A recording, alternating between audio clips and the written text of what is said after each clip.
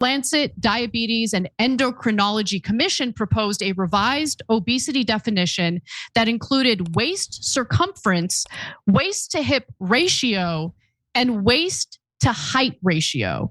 So the idea is to further account for fat distribution and aid in differentiation between muscle and fat mass. I just don't know if this is necessarily going to be the better way of measuring whether or not someone is overweight or obese. And based on this way of determining it, health officials believe that the formula will indicate that 75% of American adults are overweight, or I'm sorry, obese, not overweight, obese, which I think is crazy. I don't think 75% of Americans are obese, but I'm curious what you think, Cenk.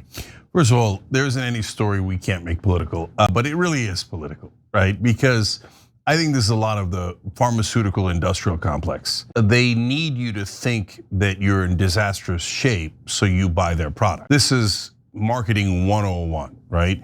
Oh my God, you're missing the coolest, latest pants. If you don't have those pants, you're not cool at all. Oh my God, you don't have these sneakers? That means you can't jump that high. That means you can't play basketball that well. That means you're not cool. So now when it comes to drugs, you're all obese.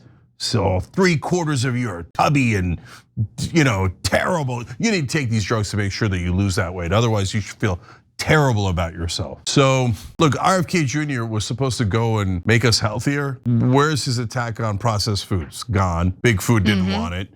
Right, high fructose corn syrup, gone. I can go down the list. How about the drug companies? We still are forced to pay whatever prices they want us to pay, et cetera. We didn't get anything good out of it. In fact, now we're gonna get this nonsense where all Americans are gonna be made to feel terrible about themselves. So you buy more junk to combat it. And well, hold on, I gotta jump in real quick. I mean, look, this could just be a coincidence, and I'm speculating here, so I wanna be clear about that. But the timing of this new way of determining whether or not someone is obese comes on the heels of this explosion of, the GLP-1 injections, right? Things like Ozempic or Wegovy.